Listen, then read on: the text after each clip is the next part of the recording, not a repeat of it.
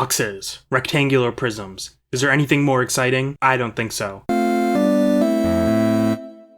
Today, we're going to be talking about video game boxes and not box art. That would just be too many different subjects to cover in one video, and it would get super overwhelming for everyone involved. So we're just going to be talking about boxes and the shape of them and if they like fold. No art will be discussed in this video. I'm sure we're all very excited to get into it. So without further ado, I'll start by saying I think just as far as typical boxes go, because a lot of these ones we're going to be talking about are kind of like the weirdo ones I have. I'd say the PS4 is probably my favorite. Dimensionally, I think they're nice. They're, basically the same as PS3 and PS5 games. Their color is nicer in my opinion. I like the blue. PS3 is kind of all over the place with like red or gray or even blue. And I don't know, PS5 just a little boring, a little too sterile for me. Although PS4 boxes do sometimes do that thing where there's a tiny little white line under the PS4 and before the label, if you know what I'm talking about. If you know, you know. And then obviously there are game boxes like Switch cases, which I don't really like. One, just because look at that giant mass of red back there. That's all Switch games. But also I like when you can see a little bit of like the art on the spine. With the Switch, it's pretty much all like the same font, same place,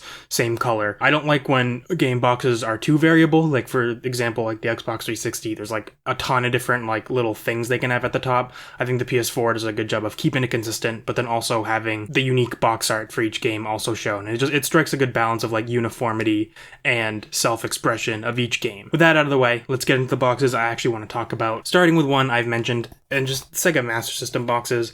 I'm a huge fan of. I know people kind of hate on them. And if you existed at the time that these were like actually sold in stores, I get it. They are kind of like boring. And like, I mean, the Wonder Boy has like a nice drawing on it that's, kind of looks like something you'd see on an NES game or whatever. Maybe a little awkward, but clearly a lot of effort was put into it with, they just didn't quite figure out how to display video games, I guess, in box form. Some Master System boxes, like Fantasy Zone, for example, look like it was like baby's first time using Adobe Illustrator or something. And I don't know, everything about it is just so funny to me and so weird. They all have like the uniform graph paper background, which some Genesis games carry just inverted with like black boxes and white lines, which is a cool and sleek look. But these ones are just so like dorky. I don't know. And I think that fits the Master System perfectly. So I've always been a big fan of these boxes. And obviously just in general, like Genesis and Master System boxes have such a unique like form factor. They're big and chunky. They remind me of like a VHS case, which we'll get into that a little bit more in a second. The next box I'm going to talk about is a one-off, and it is the River City Girls Zero VHS edition. I think this one's super cool. I don't actually know what's inside it. It's still sealed. It's not going to be sealed forever. When I play the game, I'll open it. But until then, I'll keep it sealed. I will say, because it's sealed and I want to keep this game like with my other Switch games and not display it like it's a box, I just put it with my Switch games. When you're as tight on space as I am, that really does get in the way because this, you could fit like 4 Switch games in this space. So I have considered opening it for that reason, just to save on space. Very cool little collector's edition in the shape of like a VHS cardboard box. I'm a huge fan of it. Next up is the PS1 long box. This is definitely my favorite long box. We'll get to the other one in a second. I don't know what was happening in like 1995, 96, whenever these consoles were coming out, that they did this. You don't need all that space, so that's fine. You don't need all that space. The game's only like half the size of the box. I guess maybe it was just to like take up more shelf space. And if I had to find a way to store a bunch of these, it would probably get annoying, but I only have 2 of them.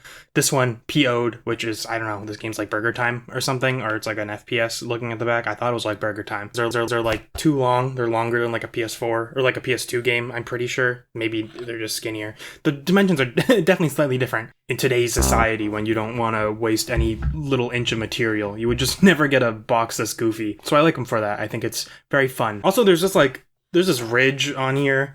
It's made out of some weird plastic, like it's not like a jewel case or anything. It's not cardboard, which you kind of would think they are if you're looking at them, but it does. I don't know what it is. It's some weird plastic, some rare kind of plastic that's not used in a lot of stuff or something. I'm just making that up. But yeah, I like this box too. And of course, you can't talk about the PS1 long box without talking about its best friend, the Sega Saturn long box.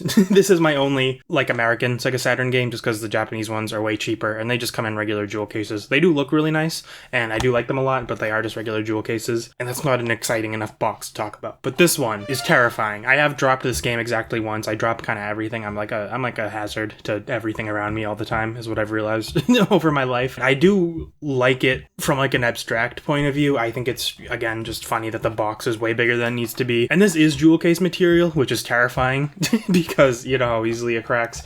And there's just way more of it here. It's way thicker. Most Sega Saturn boxes I've encountered in my life are cracked or broken in some way, because of course they would be. I don't know how much longer this one has. I'm trying to protect it. I do my best. I don't take it out too much. Also, Bug. Just look at him. I know we wouldn't talk about box art, so I'm sorry. But he is caked up. I do have to at least mention that. Now we're going to get into some imports. The theme here is, I don't know what is going on in Japan, but they have figured out like ratios of sizes better than us. There's just something magical, golden even, about all these. I don't think they're the golden ratio. I'm not gonna look into it. Cue the Nautilus shell or whatever. Yeah, so this is a complete in box Super Famicom game. I do love this box art once again, but we won't talk about that right now.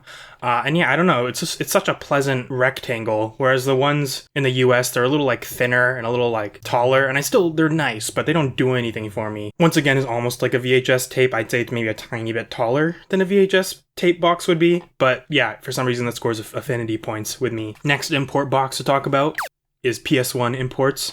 I can play Japanese PS1 and PS2 games because I have the Sakura Pink Japanese PS2. It's one of the coolest things in my collection. I'll probably do a video focusing on that specifically more. This is Vibribbon. Super fun little game. These are like halfway in between the size of like a PS1 like regular case and like the double ones that like Final Fantasy and stuff come in. I hate those also. Those are like so goofy. I don't know why they were designed the way they are.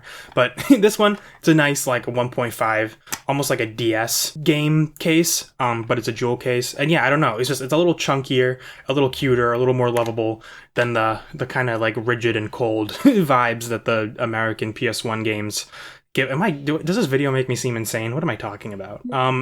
I like this dimensionality of it more. It's a little more soft feeling because it's thicker. And also a lot of Japanese PS1 games do this. I don't know if all of them do it, but they'll have the Japanese on one side and the English on another side. And that's just very convenient for my purposes because now I know what the game is. We have 2 Japanese handheld games.